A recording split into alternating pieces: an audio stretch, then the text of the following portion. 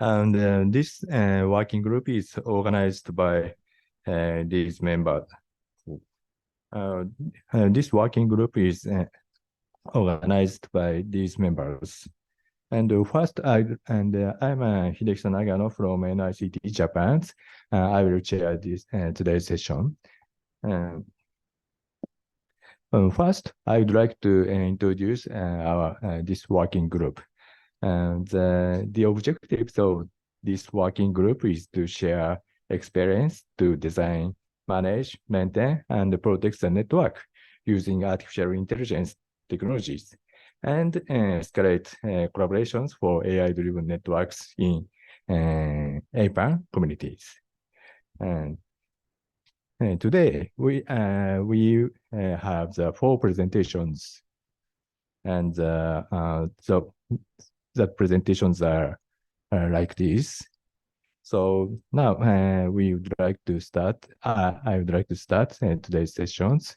So the first speaker is Mariam Kiran from Oak Ridge National Laboratories. Mariam, can you share your slides? Are you ready? Yes, I'm ready. Can you hear me okay? Yeah. Okay. I need you to stop sharing. Okay, now I can share.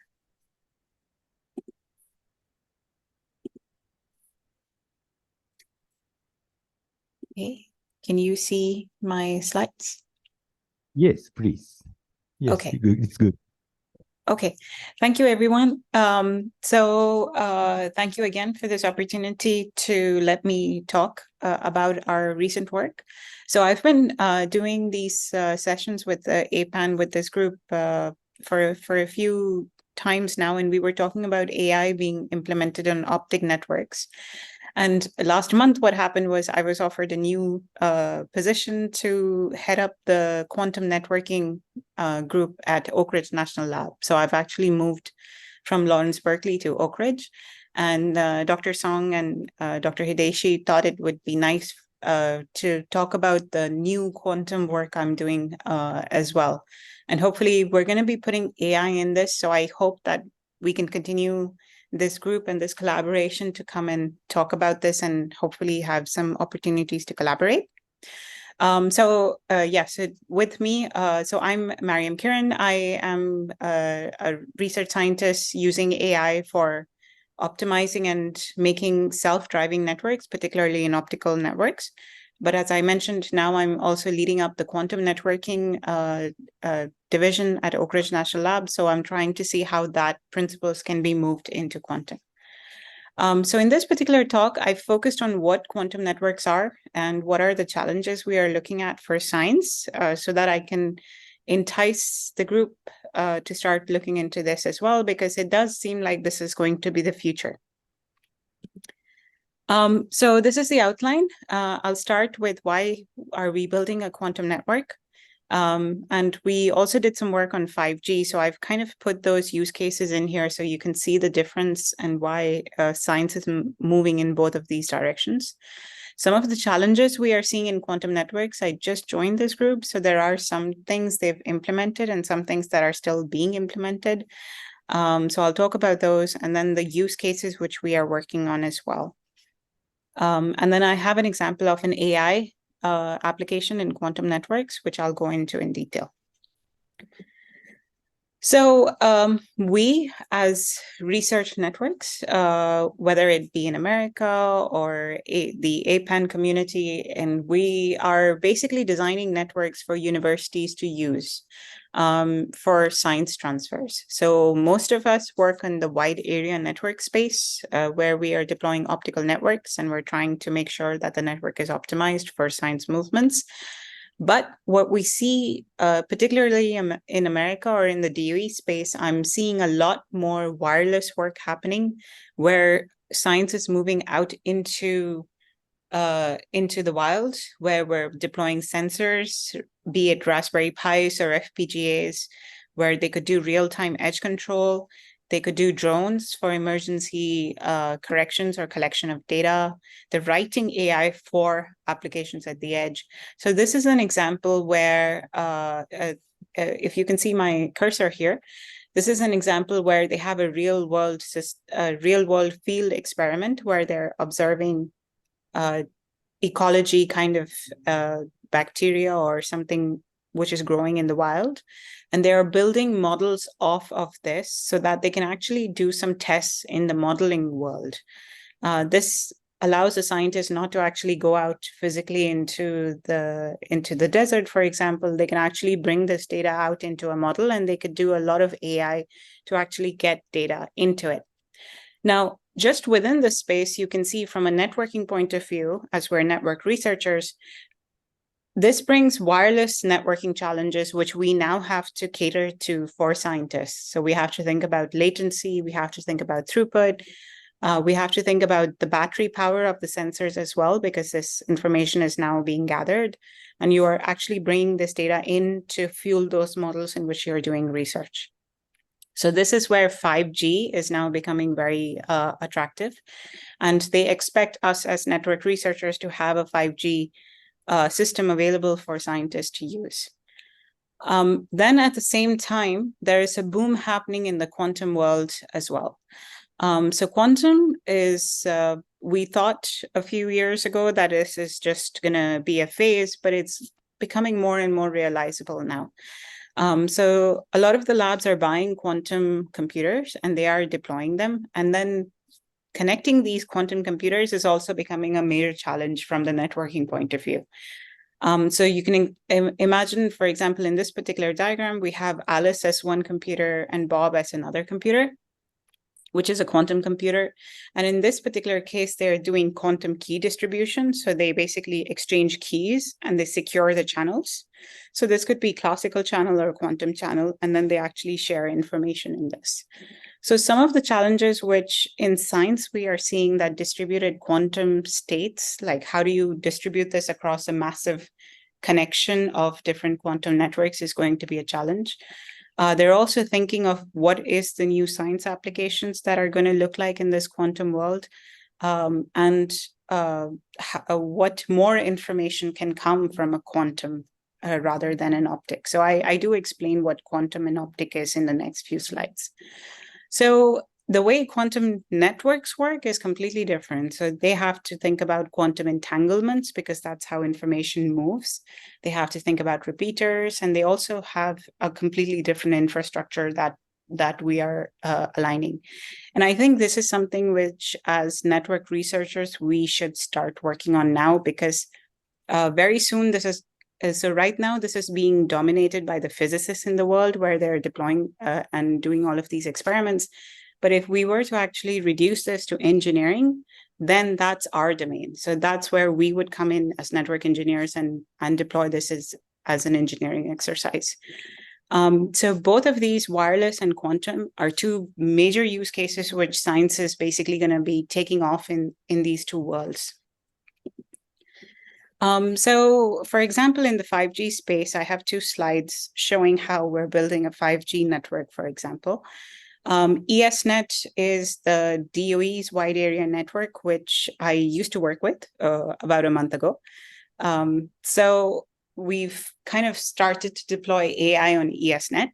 But basically, in the 5G space, this is what I'm still doing, is how I can connect a 5G network to the wide area network which we have. So you can replace ESNet with the wide area network which you guys already have. So for example, if we go right to the left over here, where we have these user elements, which could be represented as Raspberry Pis or FPGAs or smartphones, where you're actually getting data. So these can become your sensors. That data comes into your base stations. So these are also 5G base stations, which goes across a radio access network, which goes into a 5G core. Now, your 5G controllers can sit over here and they can talk to the controllers in your wide area network. And that is how you can do an end-to-end 5G connection all the way up to your wide area network, and eventually to other wide area networks as well. Why is this particular case important? It's because this way you can straight away connect your sensors out into the field all the way up to the data centers in your lab. So you don't have to physically go download the data and move the data across.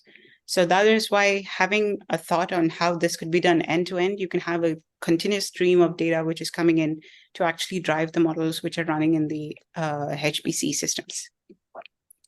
So this is a ORAN kind of a 5G deployment, which is general enough, which anybody can deploy. And this is one of the suggestions at which we are currently working on. So we've actually started building this up. I'm a big proponent of open source and the cheapest we can get, like devices and stuff. So for example, for the sensors, I'm buying Raspberry Pis with 5G hats, as you can see here. So these are the 5G antennas over here, which can have all these sensors connected to it. And these antennas would eventually connect to the FireCell base station over here, which allows us to actually control and communicate with the controllers as well. We programmed our own SIM cards to actually do this connection as well. We used FireCell in this particular case is because it was open source and it allowed us to deploy our own controllers and also do a horizontal expansion. So I can add different kinds of devices, and I'm not bought in by one particular company if I went down that route. But now I'm doing a reassessment to see if FireCell is still the good solution, or should I go with other companies? So if people are interested in collaborating on this, I am looking for people to work with me on this from a science point of view and how we can do 5G in the labs. So this is a suggestion over here. So this was the 5G lab, but since moving to Oak Ridge, which is the Oak Ridge National Lab, this particular lab is actually located in Oak Ridge, Tennessee. The new movie Oppenheimer came out. So actually Oppenheimer talks about Oak Ridge because Manhattan Project was actually done a lot on Oak Ridge. So it's a good time the movie came out because it's easier for me to explain the work and where I work now. So Oak Ridge has been deploying this Q quantum LAN on campus. So as you can see, so there are 4 buildings over here, which we're naming Alice, Bob, Charlie, and Dave. And we've set up routers and switches across. We've set up optic cables across these labs. And what we're doing is we're sending quantum information on top of those optic channels. So the group has, this was before I joined, the group has actually done this and published a lot of papers in which they've physically demonstrated that the quality of the signal, even if it is superimposed onto optic channels, is still very good. So what this does is it opens doors for a lot of quantum work, because now we can reuse the optic infrastructure that already exists, put quantum information on top of it, and send data across. There are some challenges like noise and the quality of the quantum which is going. So that is something which they are currently working on. But what it proves is that quantum networking is actually very much possible. So we have a paper, the group has a paper where they have described how they've done this. So I'm trying to do these slides in a way where I can bring this information to this group at APAN and then hopefully entice you all to start working in this area. So quantum networks is basically you're thinking of, rather than sending bits as we do in optical channels or optical networks as we work, we're sending qubits instead. And what qubits are is that they represent the spin of the electron. So rather than having 0 and 1, you can have more information being represented as you are sending it across. Right now, this field is very nascent because they have not defined what the data plane and the control plane looks like. And there is a lot of experiments which show very small proof of concepts, but not a large scale network. So how it's actually going to exist is, so for example, I took ESNet's picture at the bottom over here, which is a wide area network, which we know very well, which spans from all the way from California, all the way to Europe over here. And what happens is that they sit quantum computers on specific nodes, and that quantum information do whatever they want to do. And that qubit information can be converted into bits, and then those bits can use the optic channel to be sent across. So that's one way of doing quantum network distribution, where you can actually use the optic network if you want to just convert yourself, or you can also do the qubit conversions. So I have another diagram which explains that. But this procedure of converting quantum information to optic information is called quantum transducers. So this is where AI has actually been successful. So we used quantum computers that were sitting on top of fiber optic, and we did all the quantum exploration in that. And once the quantum information was ready, we converted it from quantum to optical frequencies. And then we used that onto the optic channel to send information across. One of the major challenges in this approach is that the conversion is actually not very good at times. The quality, you lose a lot of the quality of the signal when you do conversion. So here we used AI reinforcement learning to build a DDPG actor critic algorithm to actually improve the conversion rate. And our simulation showed that we were able to achieve up to 60% of efficiency in the conversion rate, which was better than Google's experiment, because Google has also been looking at the same problem. But we do see that although we can prove this in theory, actually doing this in practical, it's difficult because we have to write an FPGA which can do this conversion. And right now, we don't see how this can be done practically. So quantum transducers is a way, but we're also moving away from this particular approach to do qubit to optic conversions. So another approach of using quantum networks is quantum sensors.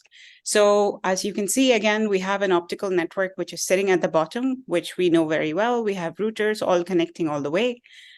And this is a very typical classical network where we have source and destinations being defined.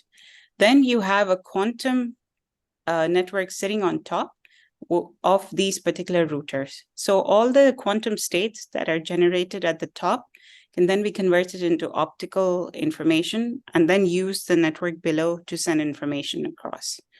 So there is a lot of new research for us as network engineers because we can write those protocols that are going to be interfacing between the qubit and the optic, and that's new nascent research for us. There's also distributed quantum computing, which we can introduce through this concept. In DOE, there is accelerators and detectors, and there is talk that they are going to be replacing those with quantum accelerators. So you can imagine that rather than having just the 0-1 information that is being recorded at the edge, now you will have qubits recording a lot more information. So this is called ghost imaging in quantum and quantum sensors. So if you record all of this information in quantum, you need to communicate this information in quantum as well. So that also brings new challenges for quantum networks to make sure that we're all connected. Another challenge which quantum networks currently sees is clock synchronization. So although we've kind of solved this problem in 5G sensors and other wireless sensors, quantum network has not solved this problem. So this is a very hot topic in the quantum world, where they're trying to build clock synchronization across quantum networks. This is, again, the same principle. You're going to have sensors distributed across large distances. How do you make sure that they're all synchronized and all the data which is coming is at the correct time? Because right now they haven't defined even what a flow is going to look like in quantum networks. So again, there is a lot of opportunity for new research. Currently, what we've been doing is we've actually ran a simulation of this clock synchronization on a quantum network, and we're trying to see how this can be simulated and made optimal. But the problem is, because reality quantum networks don't exist, you cannot verify the simulation with real data. There are many simulation platforms that exist. So which one do you do? The one we used was we wrote one in Python from scratch. But this is a very important problem that needs to be solved for distributed quantum sensing experiments. So this is another area which is currently open for research. So another challenge which is currently being looked at is quantum memories. So quantum used to be that the whole concept of quantum is if you observe the qubit, you lose the information. So quantum memories is basically you're trying to store qubits, which has, until now, people thought it was not possible, but there are a few groups who have started developing quantum memory.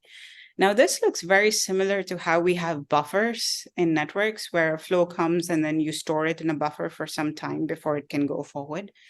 When I see this diagram, I see that so that when Alice and Bob are doing quantum information exchange over a noisy, turbulent optic channel, they can have this quantum memory, which could actually be the buffer where certain things can be stored until information can go. And then once they are good to go, so they can be entangled. So entangled is how information moves in the qubit world, and that's how this information works.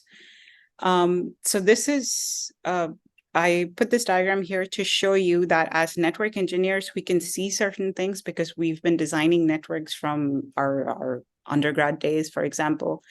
When physicists are working on this, they don't see these things because they've never designed a network. So they don't see how the physics they are designing can be one-to-one translated into a quantum network. So I definitely think that this group, which we are all here, should start working in quantum memory because quantum networks, because there's a lot of things which we can use from the things we've already learned and convert them into quantum perspectives. So in my group, one of my early career scientists, Joe Chapman, is designing things from the ground up. I just put this diagram here to show you how complicated things are because they are doing all of this on FPGAs and designing all of these systems. They have time synchronization points, they have checks, they have fidelity checks to make sure that the quantum qubit information is correct. The lasers they are using is also being configured over here. So this is purely a physicist diagram, which I have to see every day. And then I have to see how this can be converted into a network. So where is the routers and where is the switches in here? So there are lots of things which we are looking at right now. So the other challenge which I found is that in network measurements, we are used to certain kinds of monitoring data sets. We have SNMP, which we know what it is, perf sonar, throughput loss, jitter, net flow, which is our flow records. We have tstat for TCP data, and we have more. I just listed 4 here. In quantum networks, you have a different kind of monitoring system because now you are measuring the quality of the qubit, which is known as fidelity. You're measuring the loss across the quantum channels. You're also measuring frequencies and the frequency conversions. So there are different monitoring sets in quantum world, which again, we as network engineers can come in and help them to see what we should be monitoring as well. Because they don't do a continuous monitoring of a network because they just turn it on when they do their experiments and they turn it off. But if we want to really realize this quantum network, you can imagine this is going to be on all the time, like we have our wide area networks. So what are the monitoring things which we need to be looking at in a quantum world is interesting for us as well. There is a lot which is worth exploring over here. Continuous monitoring using perf sonar for loss. So we could reuse some of the stuff which we are doing in the classical world in the quantum world. And how is the quantum quality being used? Currently, we see there is a famous example. I think China was actually able to demonstrate quantum network using satellite communications. So that means eventually we have to move into that realm as well. But we are currently working on a QLAN with quantum sensor setups and then eventually connecting through satellites. Because I just changed groups and we're working in this field, I am very, very open for collaborations, and I'm bringing it to this community to see if you guys are interested in joining me in trying to push this forward, where we can start bringing AI into quantum networks and also bring quantum networks into reality. That's my email address, so please reach out to me, and thank you.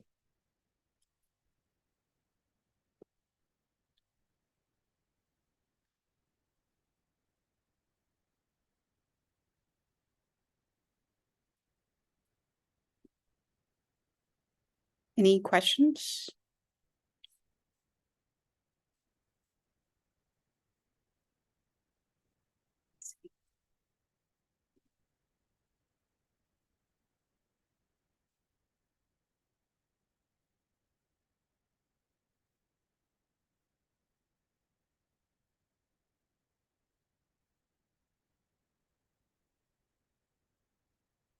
Stop share to see, because I can't see anyone.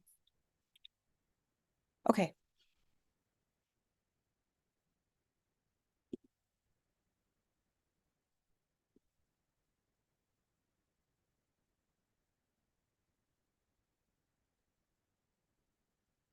Okay, you guys are muted, so I cannot hear you.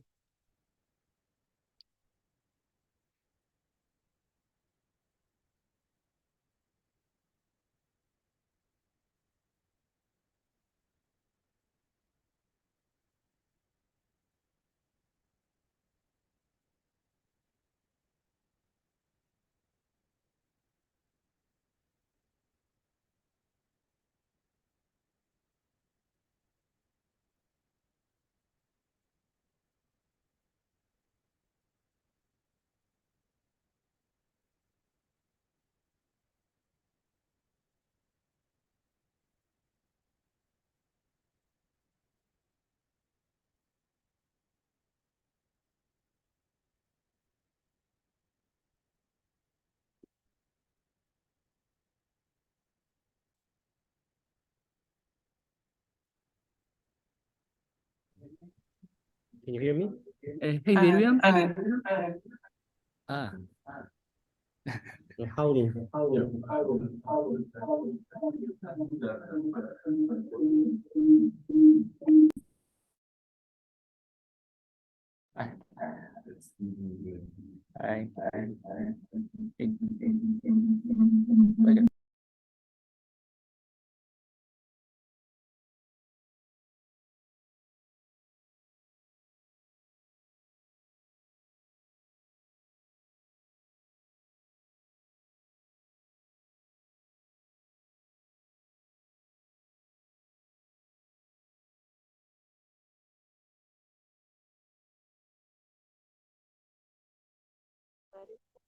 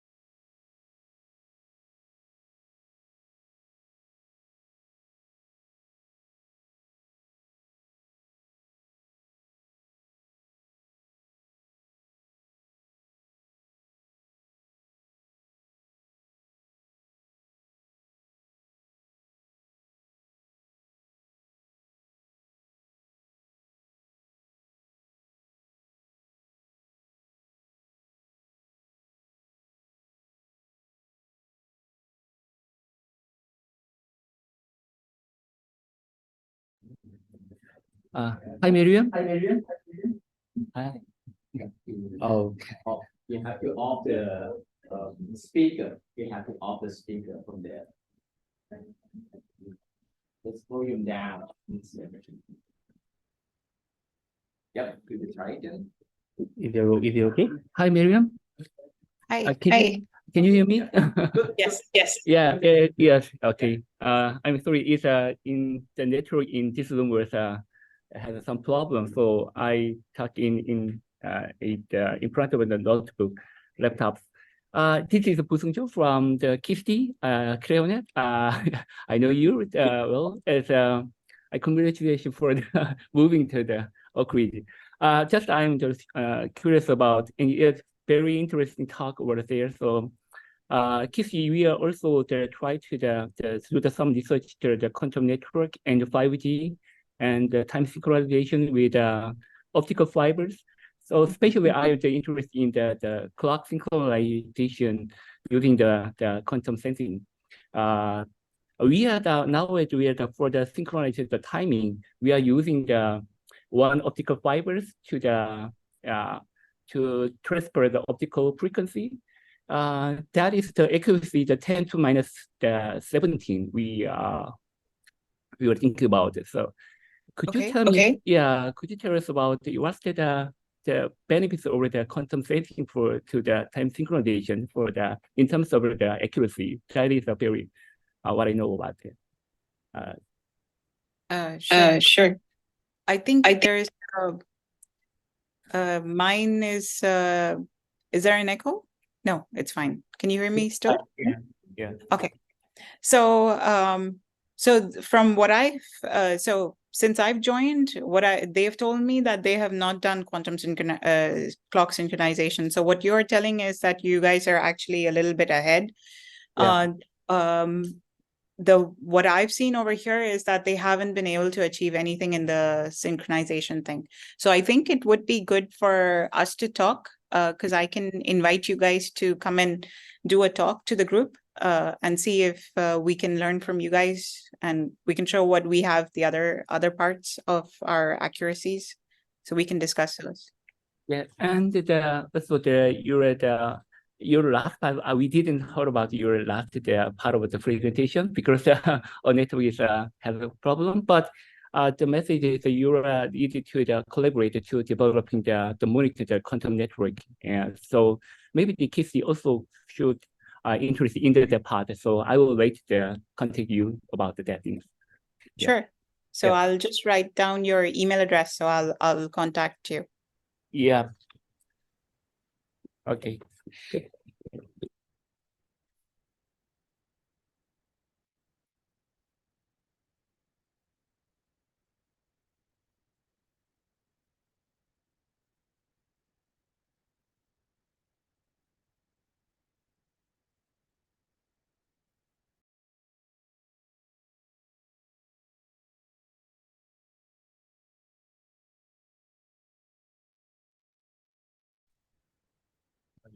And can you hear me? Okay. Yes. Yes. Yes. Okay. So, any other questions? Right. So I have questions.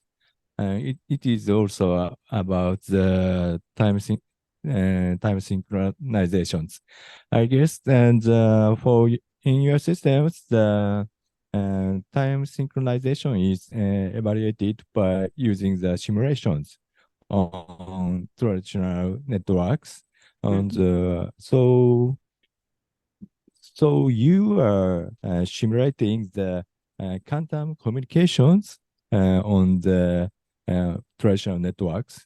In such case, how accurately can the system simulate the time synchronizations? So yeah, so we're making a lot of assumptions. Where we don't know the accuracy, we're doing a lot of assumptions because we don't have any verification process on how we can verify that our simulation is correct. But we've based it off of mathematical formulas based on Poisson distribution. So we're using that to build our simulation and simulate it across.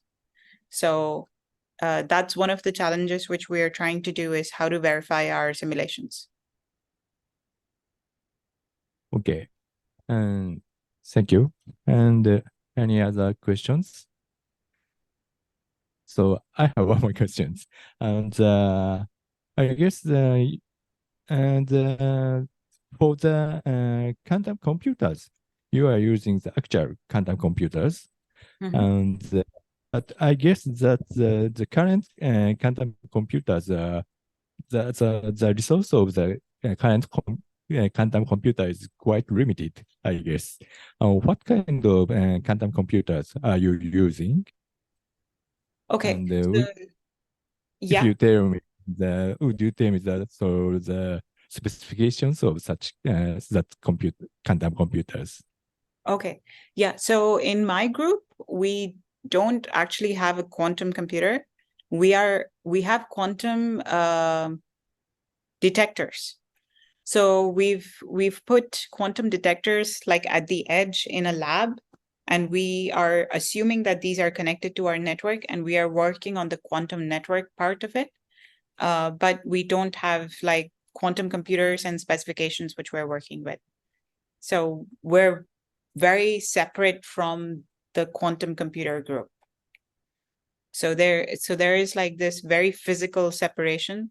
So we say that we're only on the networking field, and we're just making sure that Alice and Bob are communicating.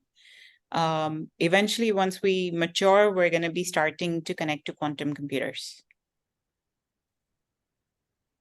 Okay. Thank you. So any other questions? No? Okay. Yeah. So thank you very much, Gillian. No, Mariam. So I'm sorry. Yeah. Thank you. Thank you. Thank you.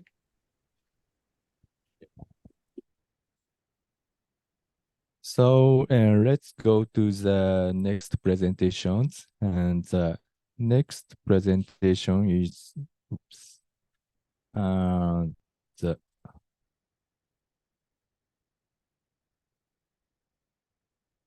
okay. The next presentation is the title is Network Intelligence Researches Utilizing AI in ClearNets. And the talk will be presented by Min Zhao Zhang.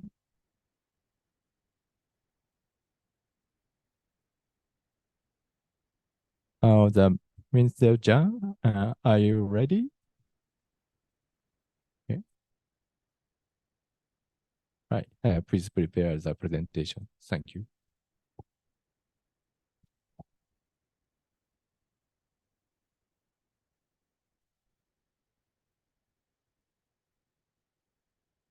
Could you hear me? Yeah, I think.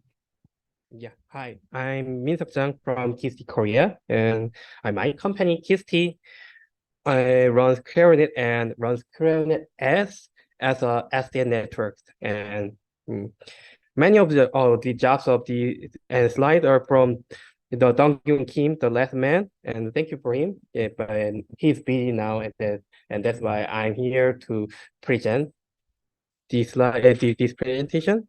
And I'll introduce recent network intelligence using ClearNet S. And then at first, I introduce what is ClearNet S is. ClearNet S has data planes. KIST has about 20 POPs, local POPs, and several external POPs at a board. And ClearNet S is composed of SDN switches at Daejeon, Seoul, Busan, and several sites in Korea, and also in Chicago, Seattle, and Chicago in US and Hong Kong. So KNS is a global-wide SDN testbed, and it has global-wide data plane. And did you know what controls that data plane? KNet S uses ONOS, Open Network Operating System, as a SDN controller. And it is open source project under the Linux Foundation. And ONOS is a platform and a set of applications that act as an extensible, modular, distributed SDN controller. And on top of ONOS, SDN ClearNet S create VDN services. ONOS has lots of services: networking slicing, forwarding, SNIP, virtual NAC, DHCP, and lots of functions. And ClearNet S added but now I'm working. But yeah. But,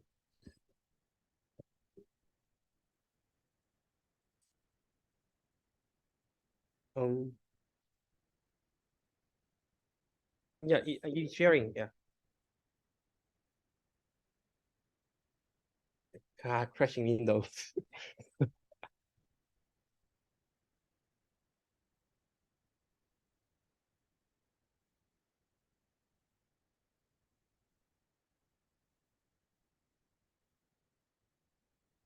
Yeah, wait a minute.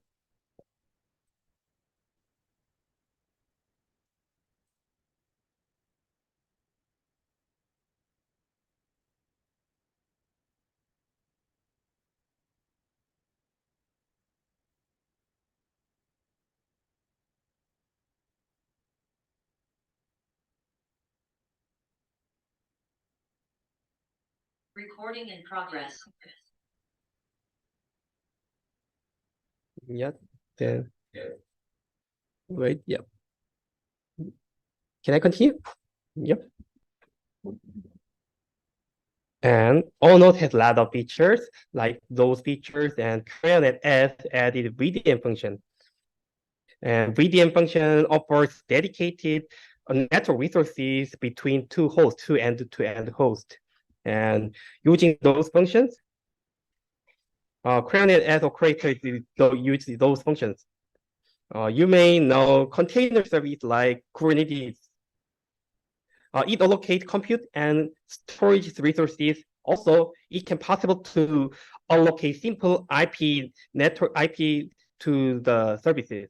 Then if you want to attach a public IP to a service, then you may use load balancer in Kubernetes. And conventional container orchestrator allocate those three types of resources, but there are no network resource optimization between two hosts because there's a lot of switches and routers in the past.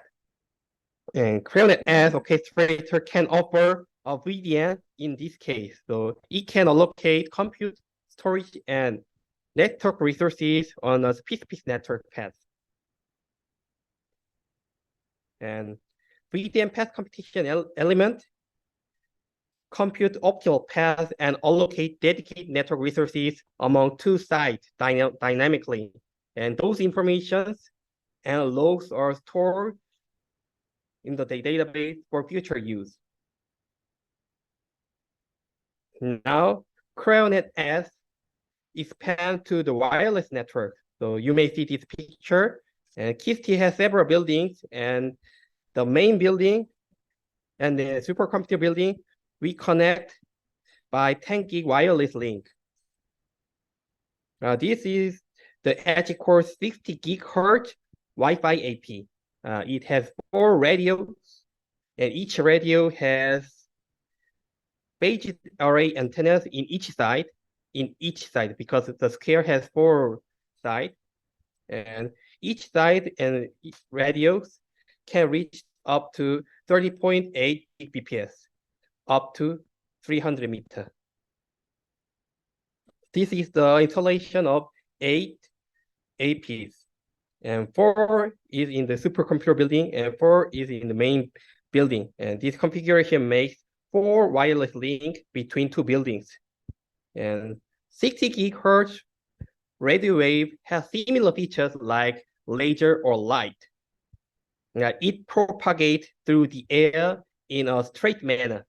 The interference is not significant, it's very small. This is why this is the region that they can install closely.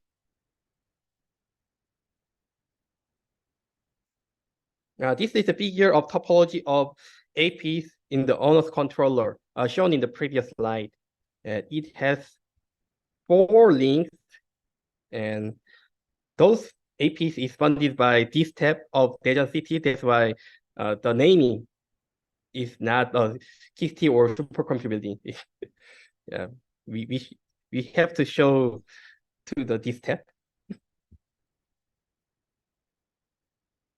And anyway, this is a performance test result. And personal test is done on the single wireless link, and it shows about 2 Gbps. Each line has 10 Gbps, but I need to optimize those wireless link later.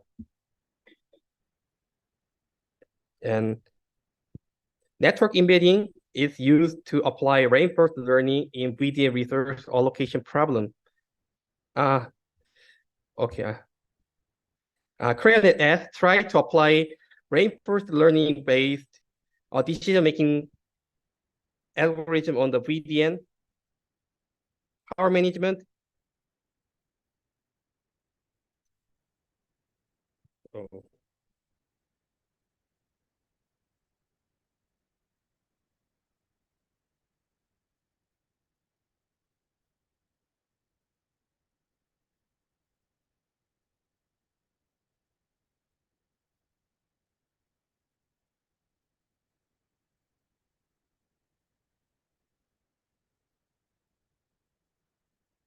I'm sorry for the network interrupt.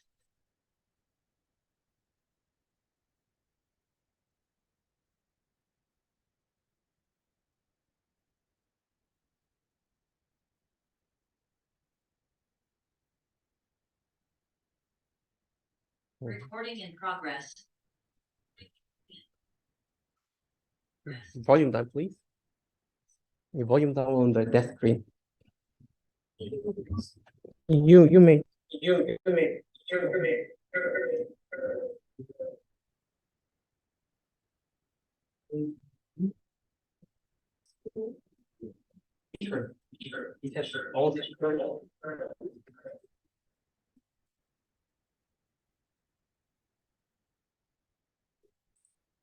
Yeah, it has all speakers.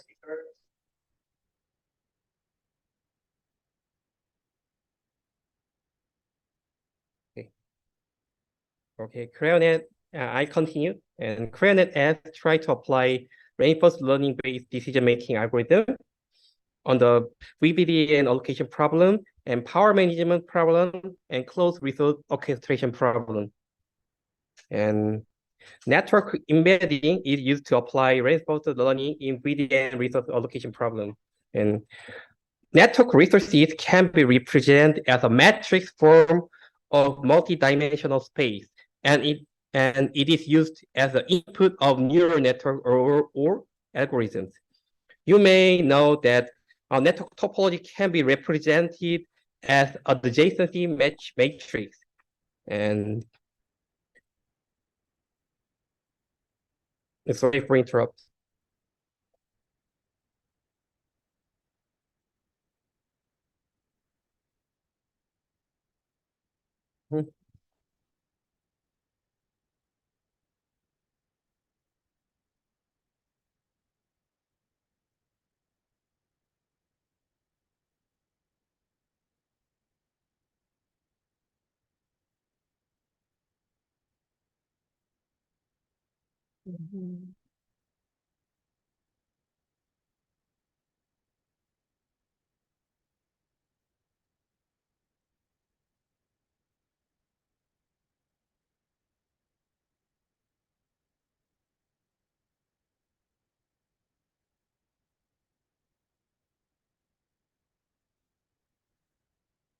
Maybe can I use my laptop?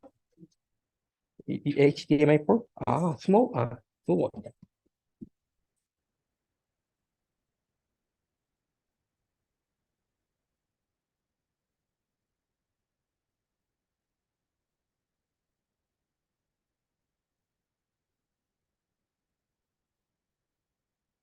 Play.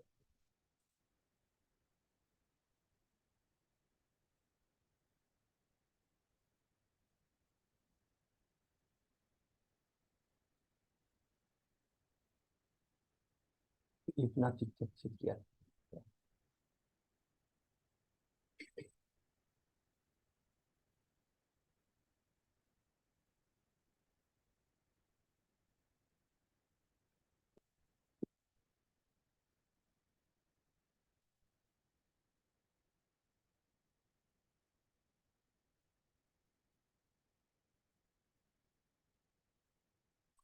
Progress.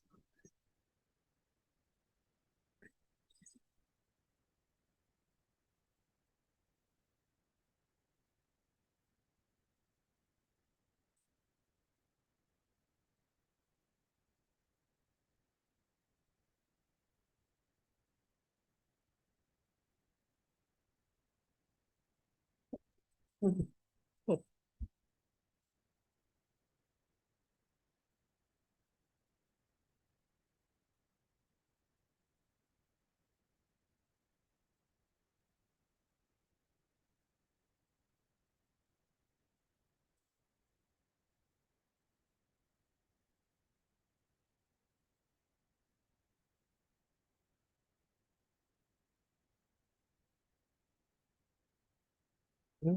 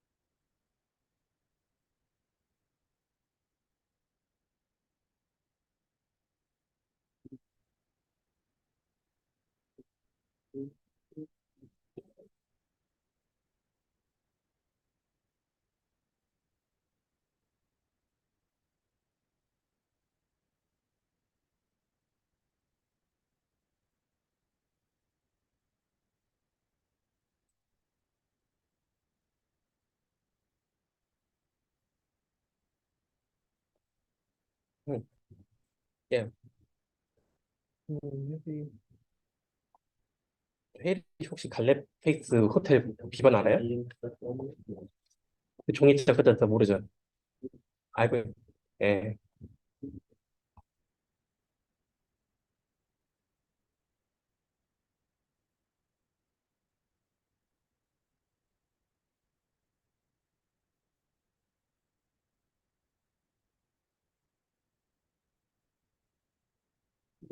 예.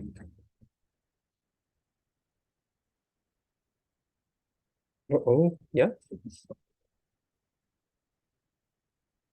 Yeah. It has some delay, but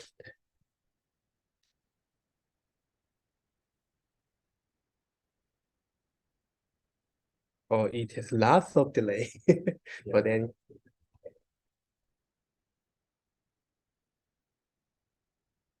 yeah, anyway, I continue. And network embedding is used to apply reinforcement learning in BDN resource allocation problem. And network resource can be represented as a matrix form.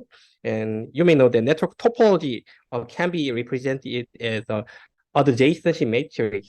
So BDN request for end-to-end dedicated path is represented as matrix, and current network resources are also represented as matrix. And then reinforcement learning can be applied to optimize those resources. And two, yeah, so much slow, yeah. And to apply reinforcement learning in SDN for energy consumption. At first, reward and penalty function would be defined. Then actions are applied on the state space on each epoch. And actions are BDN operations and switch sleep state mode, switch sleep mode, like on and off. And state contains network topology, BDN status, and power consumption.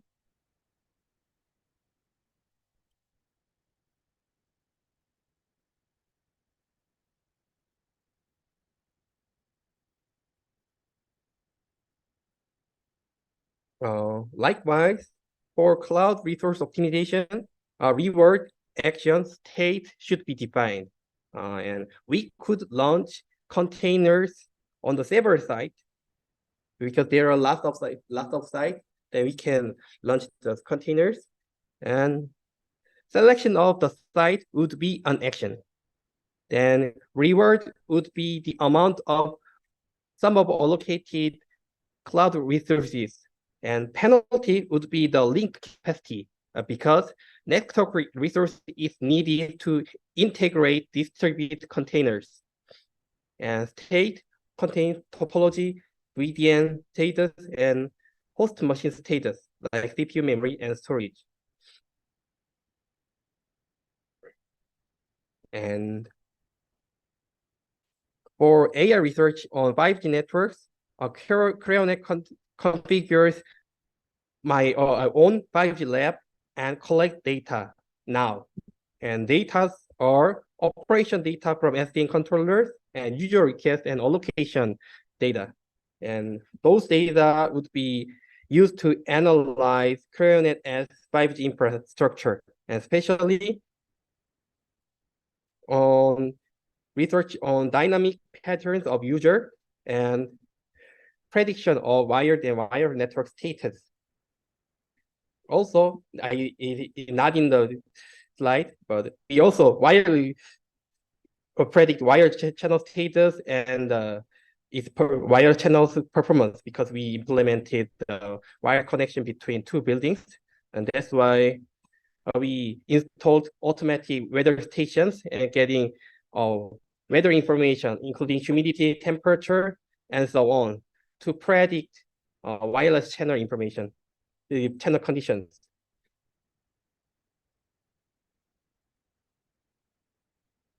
And KST is famous for National Supercomputing Center and ClearNet and data curation service. With those data from KST and from other institutes, KST holds AI contest now. It is now in progress. And that contest has lots of subjects. And for each subject, KST selected 3 teams to solve science and technology issues or local issues.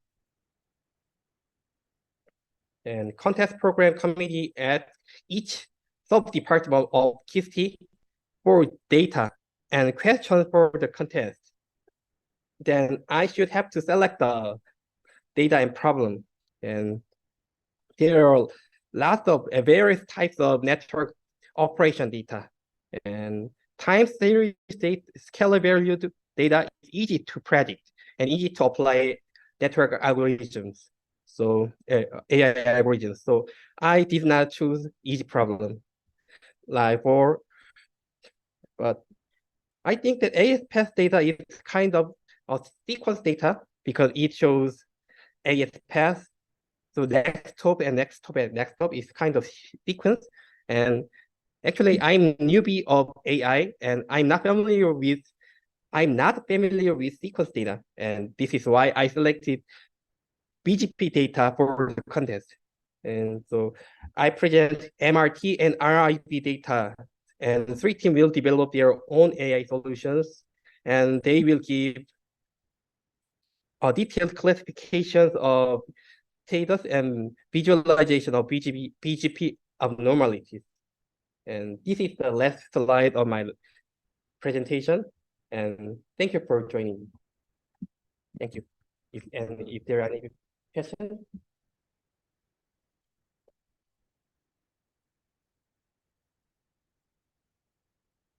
Questions?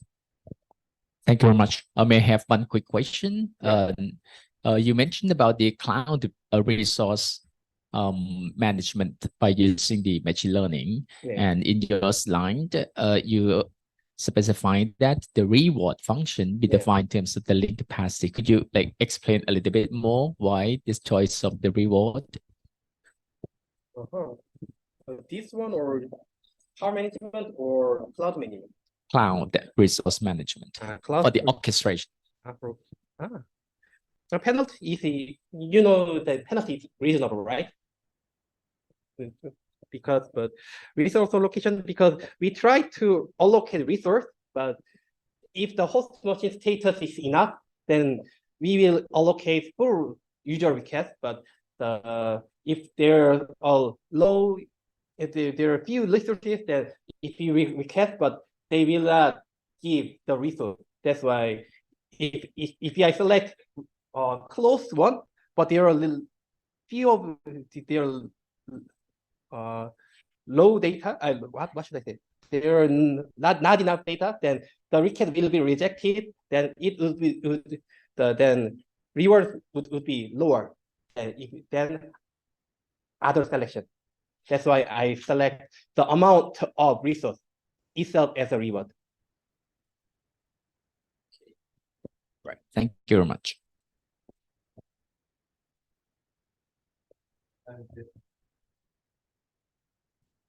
Are there any questions? So I have one question. Generally, the reinforcement learning takes a long time to converge. Yeah. So the system, what will the system do in the learning time, the meantime? For that one, but topology is very simple because we generally use reinforcement learning for images and a lot of big size, big dimensional data, but it is very small one, so it converges very fast. Very fast, right? So the on the fly. So you mean the it will run on the fly very quickly. Yeah. Yeah. Okay. Thank you. Any other questions?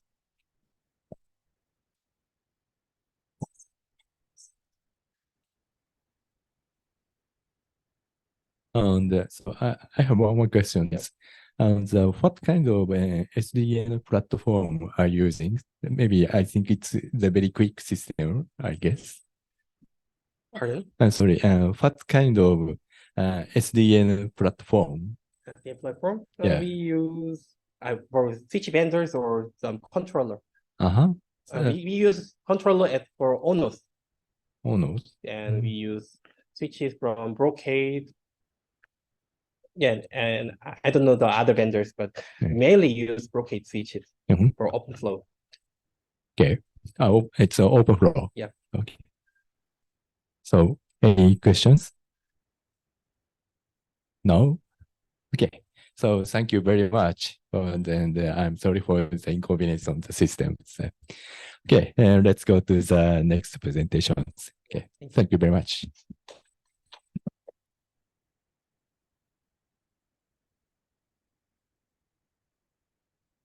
And the next presentation is federated route leak detection in interdomain routing with privacy guarantee. It will be given by Dan Lee from Beijing University of Posts and Telecommunications.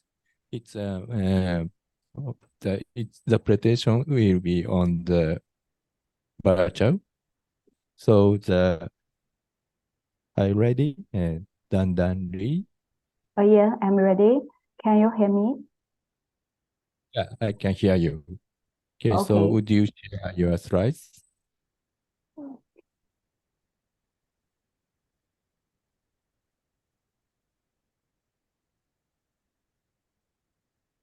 Can you see my slide?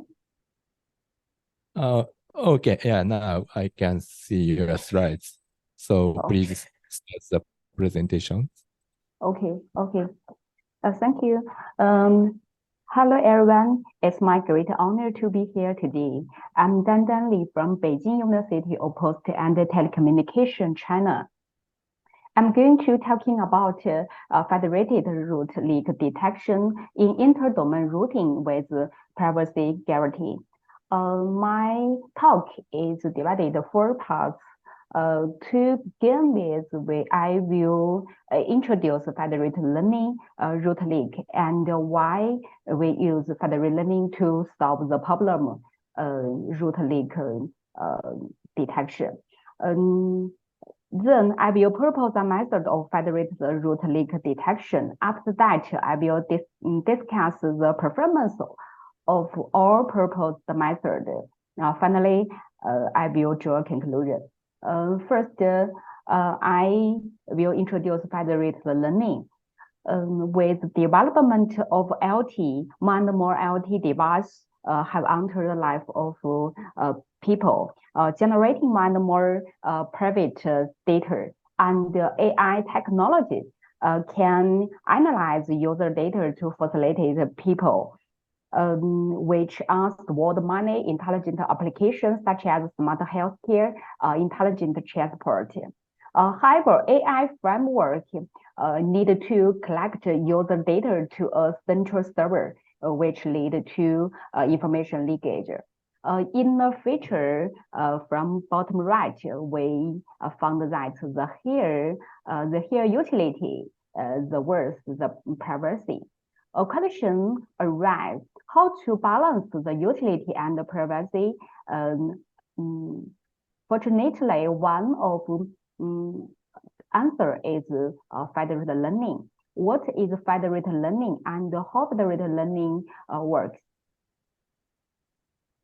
In the framework of federated learning, there are two roles: central server, client.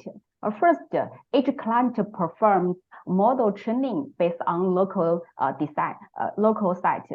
Second, each client sends the trained model parameter to central server. Third, central server aggregate receive model.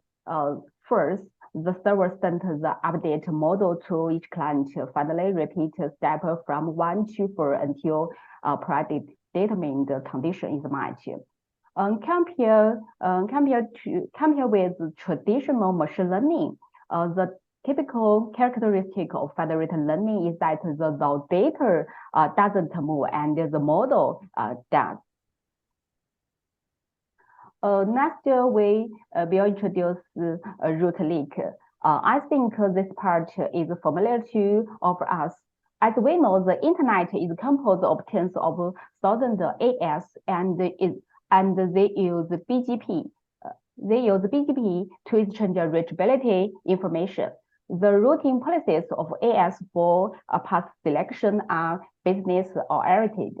Common business relationship type between AS include C2P, P2C, P2P.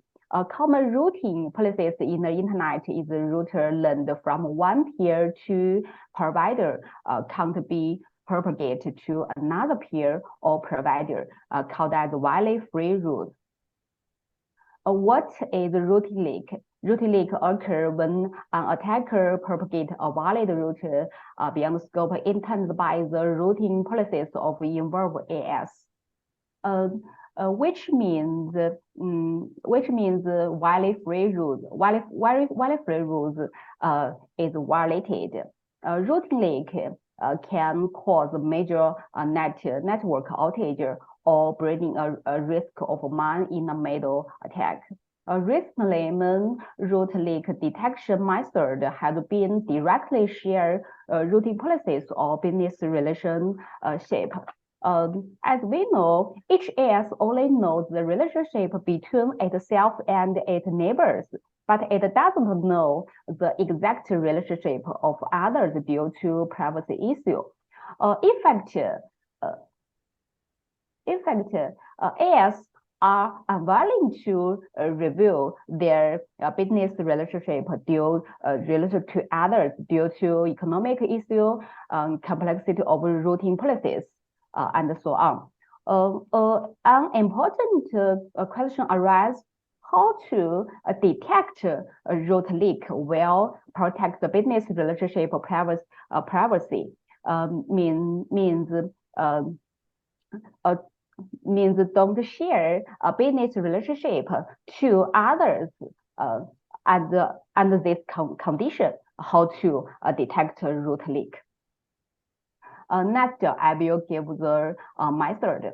As mentioned above, federated learning can keep training data local, but one weak point is a fixed third party or fixed third party. Then a blockchain-based federated learning is proposed, which can avoid single point failure. The left picture shows the framework of our method that is FLRLD. In this picture, we can AM means AS chain manager.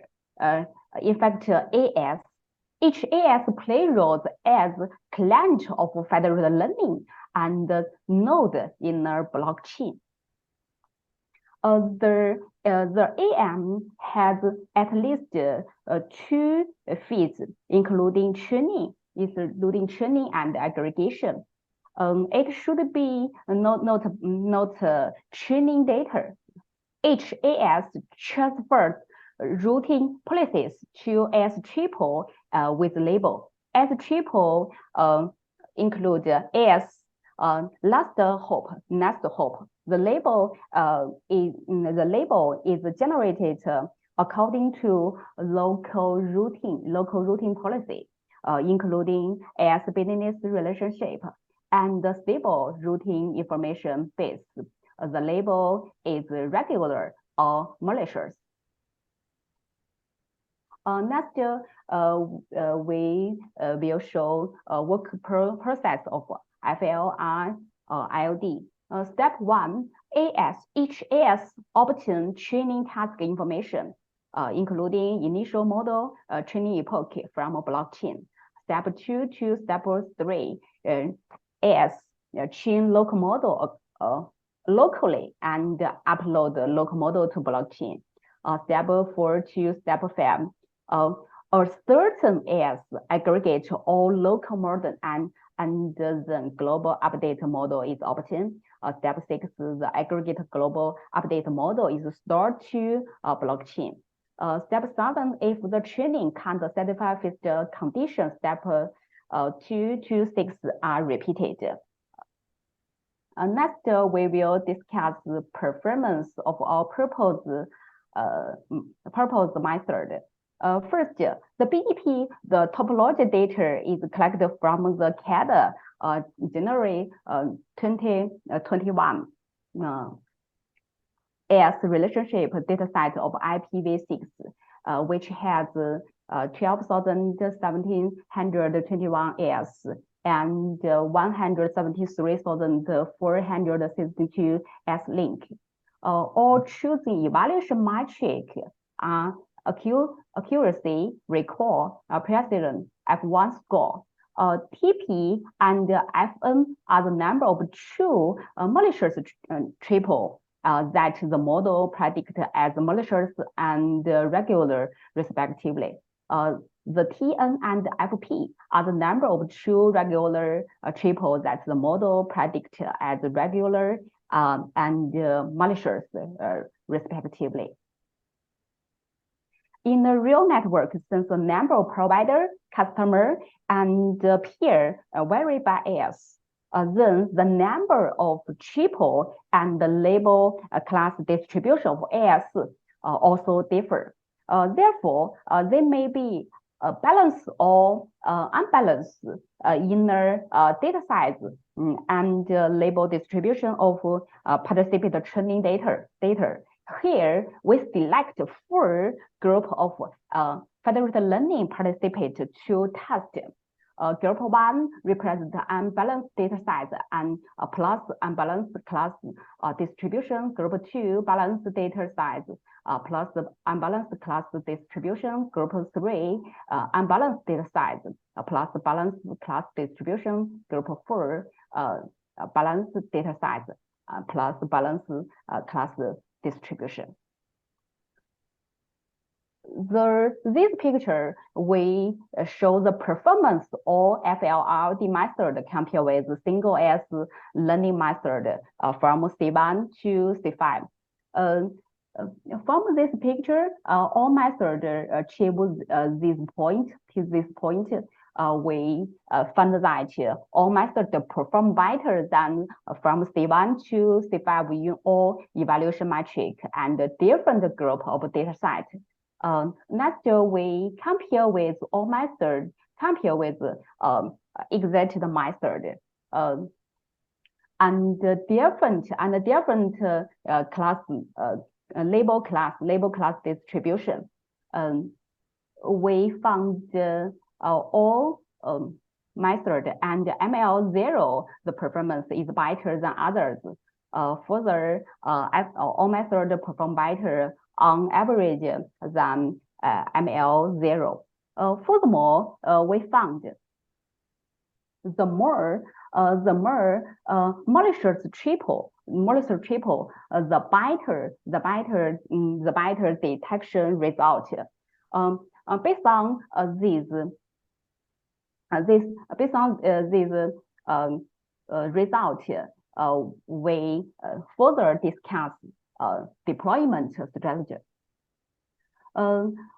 Here, peer customer provider peer strategy represent AS with the most peer deployed first. Customer stranger, provider stranger have similar definition. The x-axis represent deployment rate. The y-axis represent malicious triple coverage rate. From this feature, we found the peer deployment strategy can cover the most number of malicious triple than other two strategies with the same deployment rate. Further, we can get AS with a large number of peer can be deployed with achieved better detection result. Finally, we will draw a conclusion. Our method can improve the performance of a single S in detecting routine leak and with privacy guarantee. An important conclusion is AS with a large number of peer can be deployed by our method, which achieve better detection result. That's all. Thank you.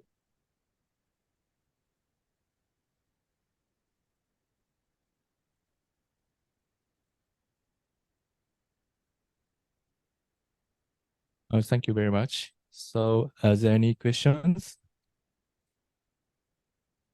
Okay, so I have one question, and I guess the differences as experiments in the C1 represented as C1, C2, and so on. The differences as the data set used for each C1, or C2, or C3, right? Oh, sorry, I can't your. Sorry, and you performed 4 experiments, and the group 1, group 2, 3, 4, right? Okay. Then what are the differences among these groups? You used different data sets for the learnings. These four group means okay. Wait a moment. These four group data size means the number of triple. Class distribution means regular, the number of regular and malicious, and the number of malicious label. These four group to show different data distribution. Oh, I see. Okay. So I'd like to ask one more question. So in your work process and the aggregation process was proceeded until the fixed conditions are satisfied. And would you tell me the objective functions used in the aggregation process? Sorry, I can't. Sorry, I can't catch your idea. So, and maybe in the slide of the work process, would you show the work process slide for the work process?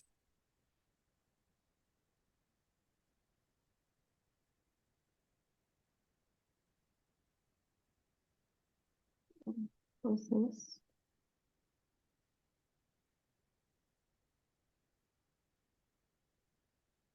Pardon? Sorry, would you show me the slide for the work process, the algorithm of the federated learning? You mean deployment strategy? Sorry. You mean the slide of deployment strategy? And I think you have a slide for the title, whose title is work process, and you show the step 1, step 2, and step 3, 4, 5, 6, 7. Okay.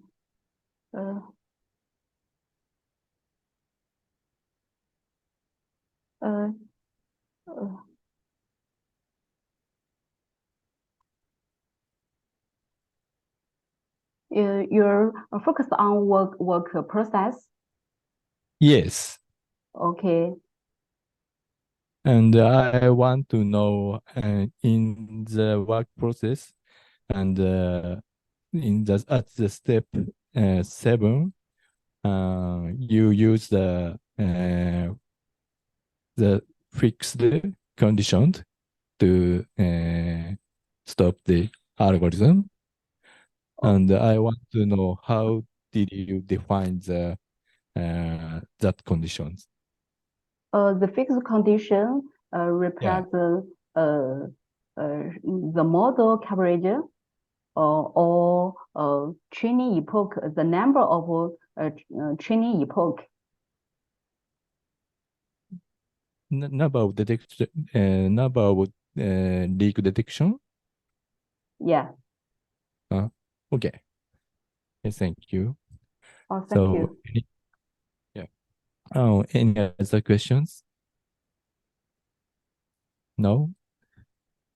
Okay, thank you very much. And so let's go to the next presentations. Thank you. Thank you. Thank you. And Ray. So the last presentation is the title is Applying Machine Learning to Service Network Platform Control, Current Progress.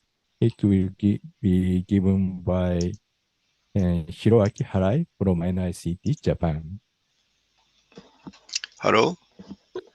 Hello? Yes. Yes. I can Can you hear me? And can you see my screen? Yes. Good. Okay. So please. Okay, thank you. Dear APAN, AI-driven networking working group leader. Thank you very much for giving me this presentation opportunity. I'd like to talk about current progress in applying machine learning to service network platform control. Support of machine learning is a key role for proper automation and efficiency in multiple areas of control and management. So this is a presentation overview. So at first, I'll talk about background of this talk and challenges. Secondly, I suggest machine learning application to service network platform control. Then I'll give application to network operation of the discussed method. So we have a plan to apply it to network operation in open testbed called Beyond 5G ICT testbed, and conclusion.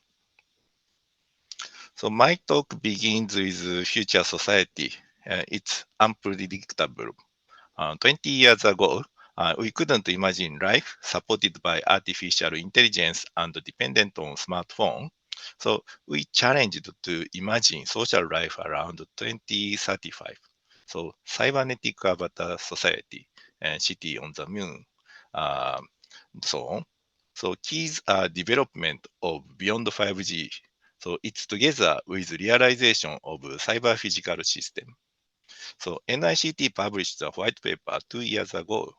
So this figure is included in the white paper. So this is the image of the physical space at left and cyber space at right.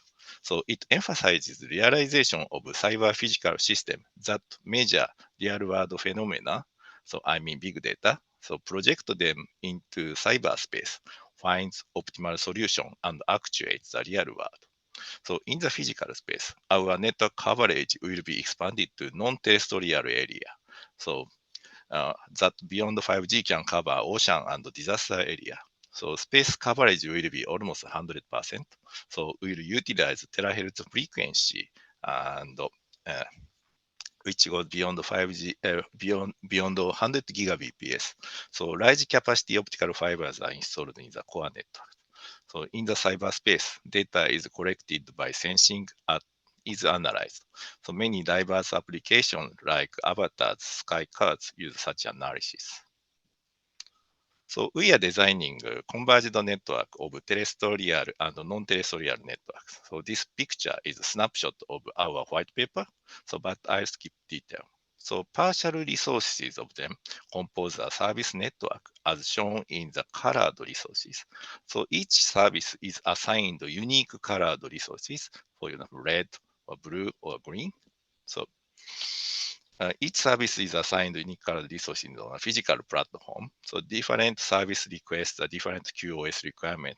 And network softwareization enables this resource reservation and partitioning. So this is a loss of softwareization in terrestrial. So network softwareization technology logically builds a network meeting each diverse service and QoS request on the same physical platform that I mentioned. So this is a contribution of network softwareization. So diverse devices, functions, and data increased. So it exists and diversified extreme service requirement. So working age population is reduced and CAPEX and OPEX should be kept. So to solve these issues, automation, elasticity, and agility are essential. So this figure is example. So the two service is continued and subscribers produce data increase as in time elapsed. So cloud resources reaches congestion. So we have to automatically manage softwareized network and IoT edge computing environment. So we have to elastically and agilely expand computing and networking resources in response to service change of the event. So we expressed a new type of network control and management. So this is the introduction of machine learning. So this slide shows motivation for machine learning and application to service network. So service resources may short against time-varying usage fluctuation and failure status. So we use machine learning to an autonomic and quick management system. So we try to speed up processing by minimizing the number of function change. So reconstruction for the target services. So conventionally, for time varying fluctuation, applying sequential optimal resources is one method, but it needs a large number of reconstructions. So moreover, if we provide optimal solution for future by ILP, so it requires hours to several days. Because ILP cannot be solved in polynomial time and due to the variability of target.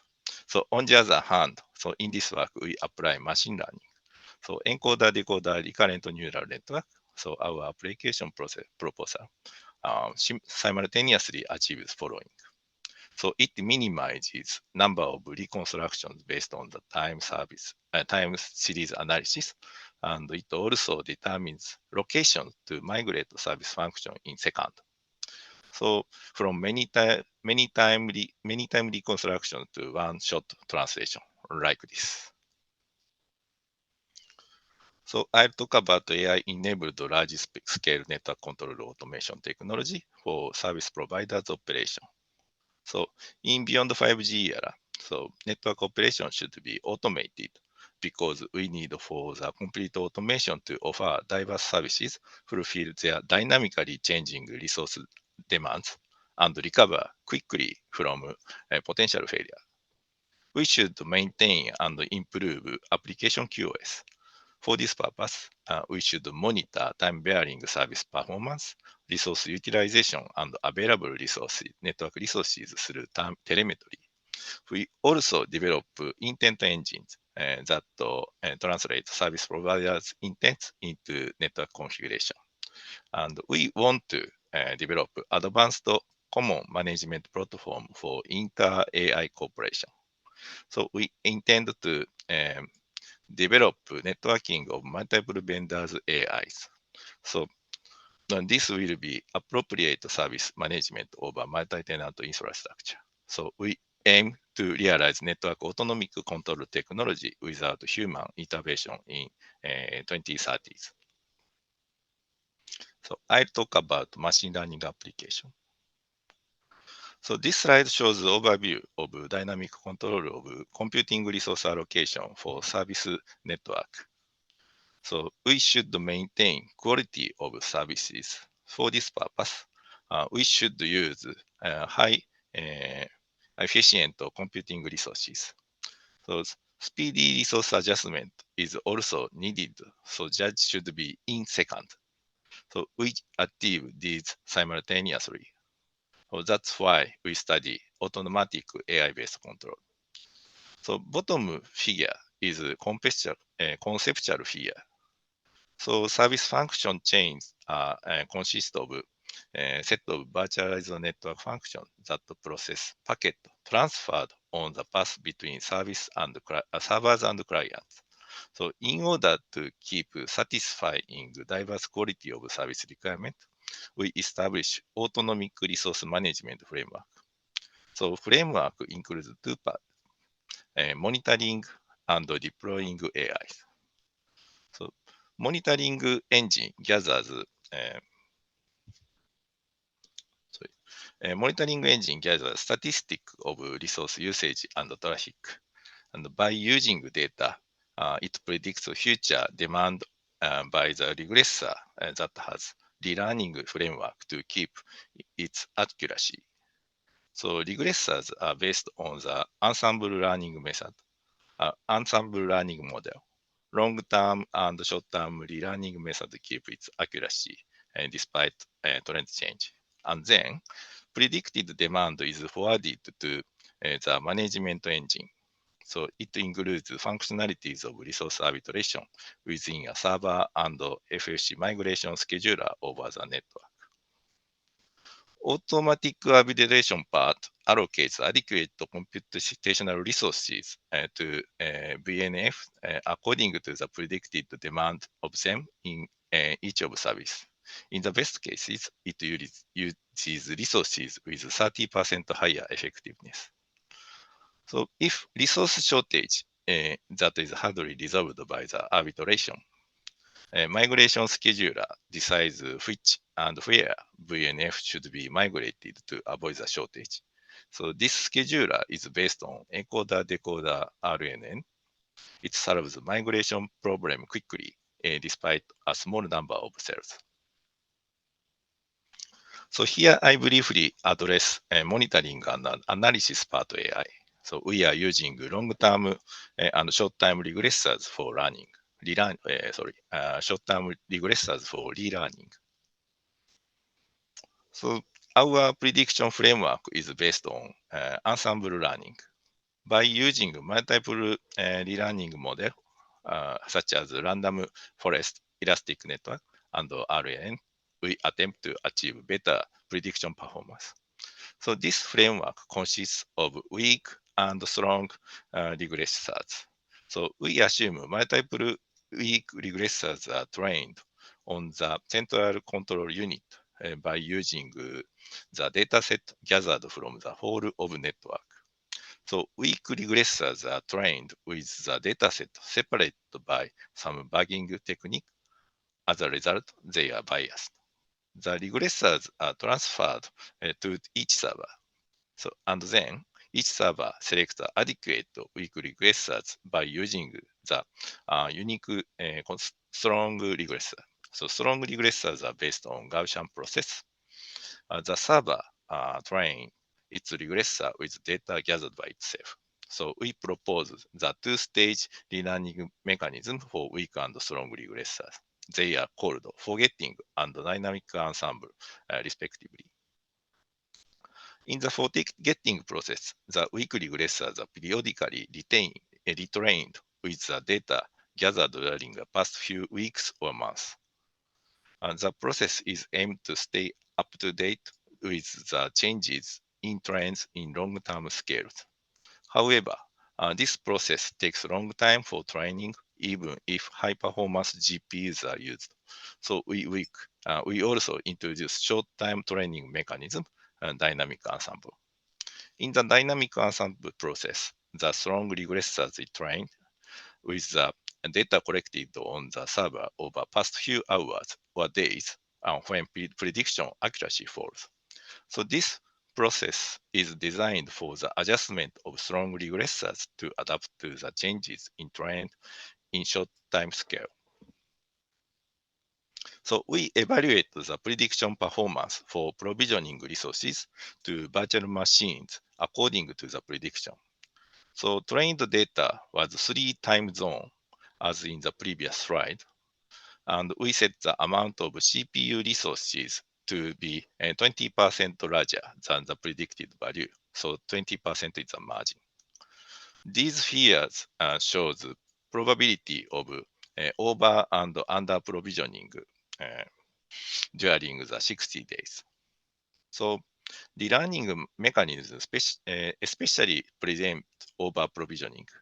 The probability is reduced by 75% smaller with comparing to the ARMA, autoregressive moving average model. And totally, the probability of the provisioning error reduces 45% smaller than the case of ARMA or RNN. Next, I'll talk about application to the network operation. So NICT operates open network testbed for R&D purpose. So you may know JGN. This is one that we operate, managed by Nagano-san. So since last October, so NICT launched Beyond 5G Reliable Virtualization Environment. So I'll present this feature. So we provide virtualized ICT service environment, so highly reliable NFV equipment and software routers are distributed in test sites like that. So the total number of virtual machines is 1,800. So these are migrated against failures. That's why we say reliable. So this is a service image provided in Beyond 5G Reliable Virtualization Environment. So please look at the figure in the center. So this is a user network called station. So it consists of multiple service VMs. Those may be in the same site or located in different sites. The point here is reliable function to the users. So that provides the migration and the backup functions of user environment in failures. So we have a plan to transfer our developed, our explained control and management in Beyond 5G reliable virtualization environment. So that this will be, we have a plan to transfer these technology to this environment. So namely, monitoring and demand predictions are done by machine learning knowledge. And resource arbitration and seamless migration in normal and congested conditions are offered. So this is a current experimentation. Before a trial in reliable virtualization environment, so we deployed multiple cloud-native network functions, CNF, on a computer resources in NICT testbed. So we confirmed AI processing takes around 2 seconds. And CNF migration is from 1 minute through 10 minutes. The same environment will be built on the Beyond 5G reliable virtualization environment later. So finally is my conclusion. So I presented the machine learning application to service network platform control, so monitoring and deploying. And I introduced our application trial plan in Beyond 5G ICT testbed. So my talk is over. Thank you very much for your attention.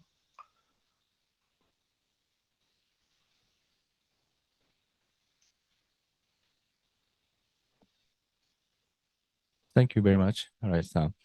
So, are there any questions? Okay, so I have one questions. And in your system, the training for the data and training data was prepared before the applying the system, applying the AI to the system. You train the AI before using it in their system. Yes.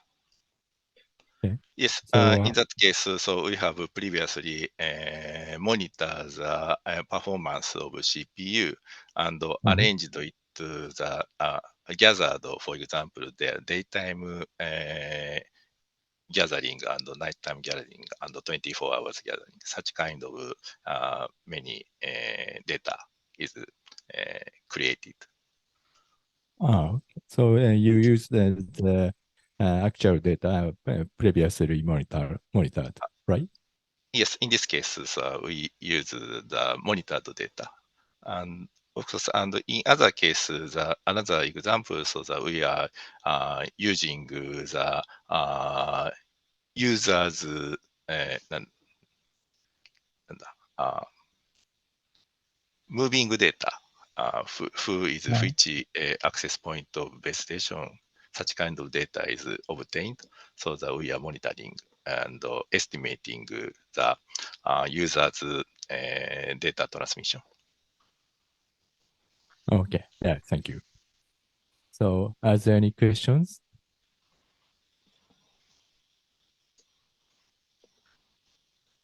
Okay. Yeah.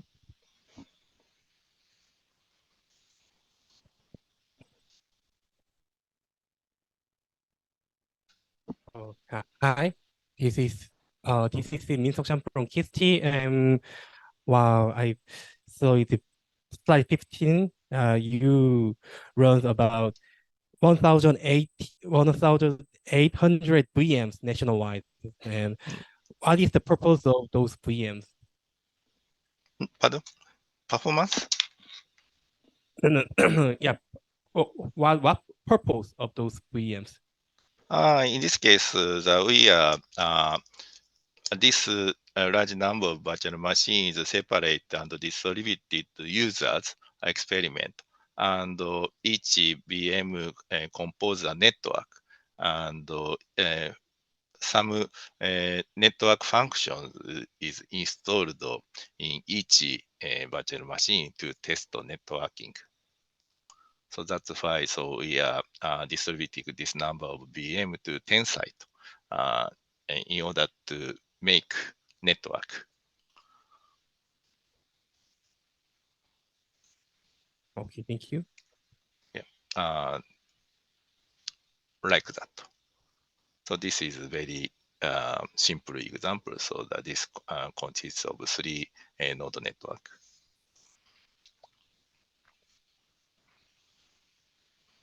Okay. Are there any questions? No? Okay, so thank you very much, and Harai-san. Thank you. Okay.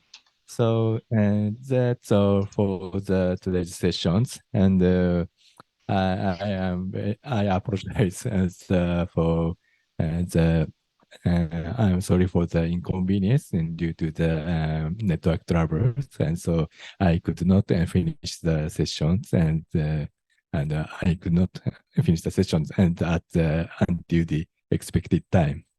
But anyway, and so I really appreciate for the presenters and the participants who joined this session. Thank you very much, and see you next time. Okay, thank you very much.